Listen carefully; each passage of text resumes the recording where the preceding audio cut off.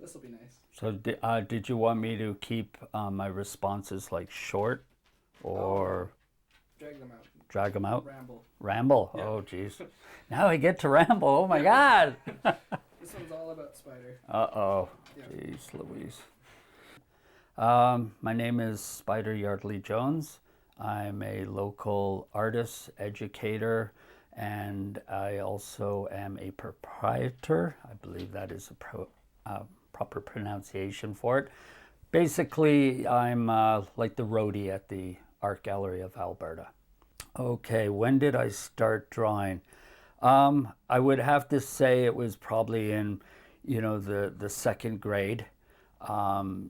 Just drawing just like any other kid, doing the stick man and stuff like that. And of course, my father being an artist, editorial cartoonist, he guided me. My father was or is a big influence. He's retired now. He'll be 83 this year, and yeah, he was a big influence. He was the Edmonton Journal's first editorial cartoonist. That was in 1962, the year I was born. And so I grew up seeing the power of an editorial cartoon.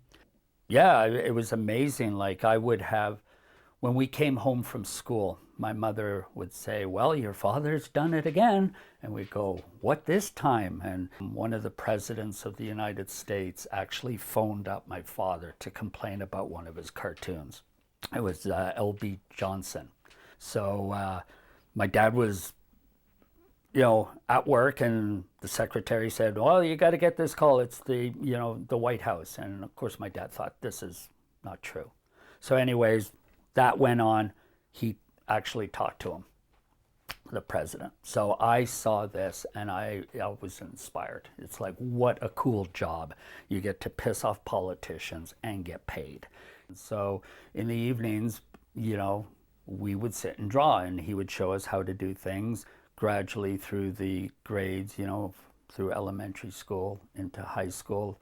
I refined my skills, of course, because I was constantly drawing, which led me into trouble at schools, like drawing at the wrong time and then sent to detention room, which for me was great because I had paper and pencil, so I would just draw. So for me, it wasn't like being punished. It was, wow, I get to draw for an hour after school, not be bothered.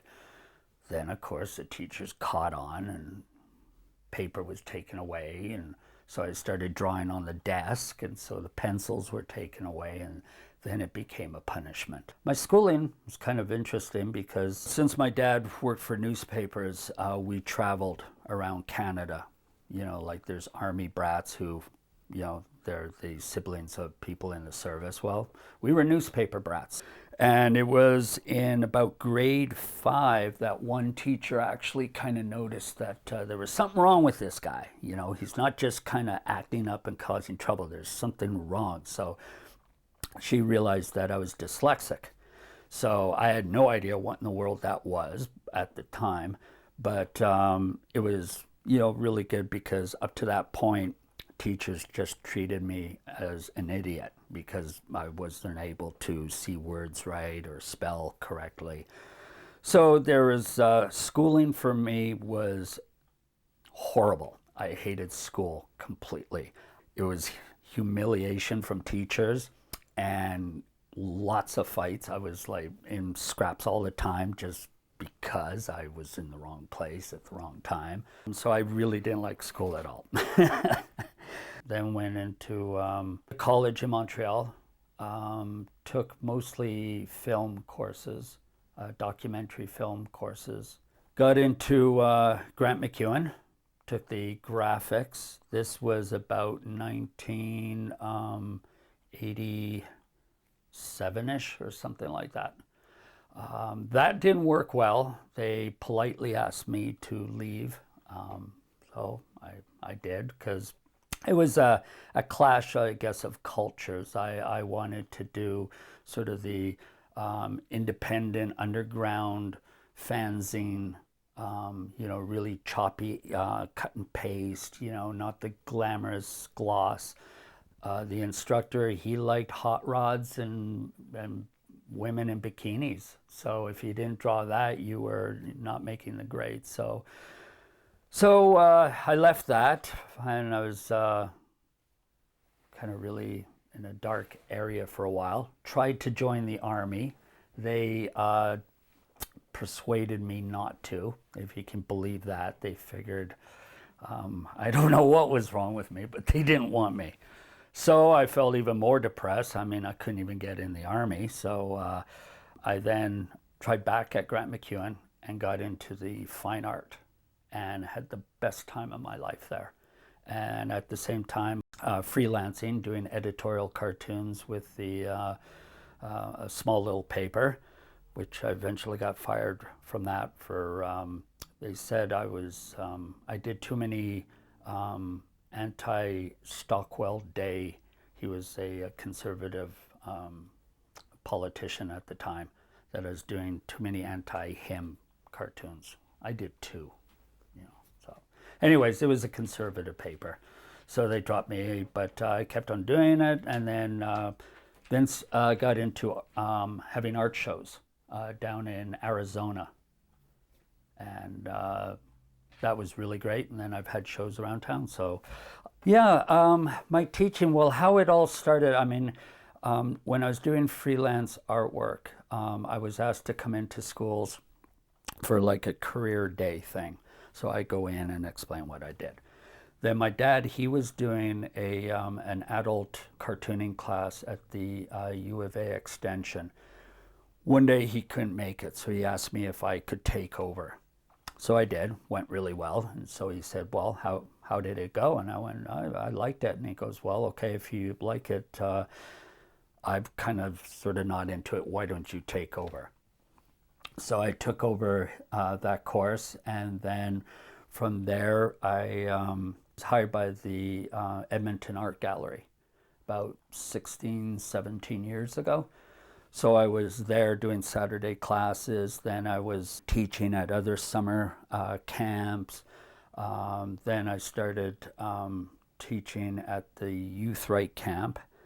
And then all of a sudden, the Welsh Society of Edmonton, which is my heritage is Welsh, they got in touch with me and they said, would you be interested in doing artists in residencies for a month in schools in the Edmonton area? They would pay me, so basically it was free for the school. So I said, sure. So we've been doing this now for close to almost 10 years now, and I do 3 schools in a year, and it's fantastic. I love doing it because when I was at school, we had nobody come in like this. We didn't have authors come in. We didn't have poets or artists, nothing like that. We would just have the cops who would come in and give you road safety, bicycle safety. Now and then we'd get these dreadful, horrible folk singers, and like really dry, like uptight and white people doing folk music. So I just went, wow, no, this is great. And so I go in there and the kids love it.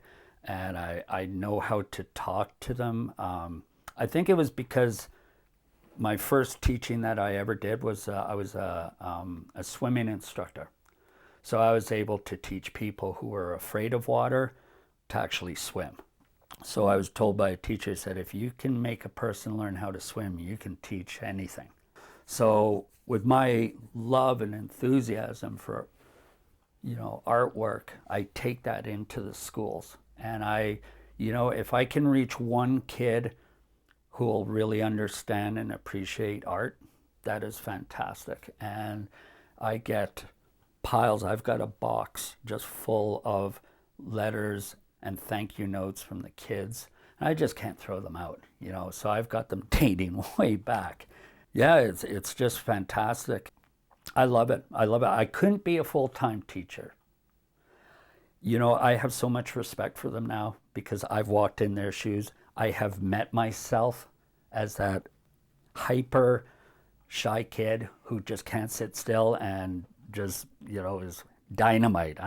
Yeah, I've met that kid. I met myself. So payback, I've had it. But what they do, and for the little amount of money they get, I burn out so fast. In September of 2012, I had an art show in Sherwood Park County, and it was an art show called "I'm Amazed We Made It Out of the Swamp." The mainstay of the exhibit was my commentary against the tar sands and just the industrial pollutants and just the devastation that the Harper government is creating on the environment and their racist stance towards indigenous people. And so anyways, the curator, she came to do a artist visit. So at the time I had a few of these pieces against the tar sands, and so she said, "That's what I want." And I went, "Really? You want this hard stuff?" And she goes, "Definitely. We want to do something new, something different out in Sherwood Park." So I went wicked. So I had a year to come up with the whole show. I came up with about 27 pieces, I believe. We knew that there was going to be some controversy because I had depicted Stephen Harper and Alison Redford in a situation. What we decided was, okay, there's going to be warnings at the door saying there are imagery that may be offensive to some. So everybody was warned. Then, believe it or not, to make sure that people wouldn't complain so much, they actually curtained off these three pieces in particular. So it looked kind of like a little peep show. You had to go behind the curtains to see the naughty artwork. So, we really had it covered. And then prior to the show, I did a artist talk. I took everybody through the exhibit. I explained each piece where I was coming from. We invited all the press. We invited the Strathcona County councilors, the mayor, everybody. Of course, they didn't show up, but we had a good crowd. I noticed this one woman sort of quickly come in, and there was this other woman in the crowd already. They met up and they quickly scurried behind the curtains by the naughty pictures. Within 2 minutes, they came out and left. So I kind of figured, okay, something's up. So the next morning, I found out from the curator that the mayor wants to shut down the show. That was it. And she's going to lose her job and the gallery's going to be shut down. So the press, because when I got home from work, I had all this messages on my machine, and it was like the media going, "What's going on?" And I hadn't heard anything yet. So I phoned the gallery first to find out what was happening. They gave me, the deal of what was going down, and I said, "Okay, should I talk to the press?" And she said, "No, if you don't mind, hold off until we clear this up." So over that weekend, cooler heads prevailed. And I think they just wised up and realized that they were censoring artwork. And if they censor artwork, the whole country is going to see this small little town censoring artwork because an artist was speaking out. And then, so it was very stressful. This whole thing about being censored, I mean, I hate that. I mean, I have a right to do this, Everybody has a right, whether, you're for it or not. It's freedom of speech. So the following day after the exhibit, on the Saturday, and then on the Sunday, woke up, and that's when I had my stroke. And I think it was combination of the stress and I didn't know I had high blood pressure. So all that happened, and luckily it was just a mild stroke, but it affected my vision on my right side. So right now I don't have any peripheral vision, And that's the end of driving for now, which I don't mind at all. I find driving very stressful with these idiot drivers outside. Editorial cartooning has really changed. It's on the way out. There are so few editorial cartoonists now at the papers. Like Malcolm Mays is the only one in town who works for the Edmonton Journal. The Sun has gotten rid of their editorial cartoonists, so what they do is that they just it's syndicated. So instead, so they have a choice. It's like, we can pay $5 for an editorial cartoon, or we can hire an artist and pay him a salary and get an original piece all the time. Well, of course, they look at the dollars and cents and go, no, drop the cartoonist, we'll just get, you know, so a lot of the cartoons that you see right now deal with the East rather than local situations. So, yeah, I'm glad I got to do editorial cartooning when I did. And I'm glad my dad definitely got to do it when he did, because there was truly freedom of the press then. Do you have any wisdom for little Spyder artists? Wisdom. Oh, well, the wisdom is kind of bordering line bitter. No. Geez. I guess any advice I really have is just, you know, put your artwork first, not your image, you know, because your artwork is going to be always on display, not you. So concentrate on your technique, your style, your theme, your thought, you know, about what your artwork is about, and just forget about the look and the image. I mean, there are so many of these posers who, you know, they work on the image first and they strut around going, oh, I'm an artist. And it's like, no, you're not. You're a jerk. That's what you are. You know, I mean, it's about the only bit of wisdom I have right now, because I just see way too much of that, you know. People are forgetting about content, and in the art world, man, it's not about you, that's for sure. It's about your artwork. And so my wisdom is concentrate on your artwork. You can be your little fancy pantsy little artsy douchebag later. Pull up your pants, damn it. Take those stupid toques off your head.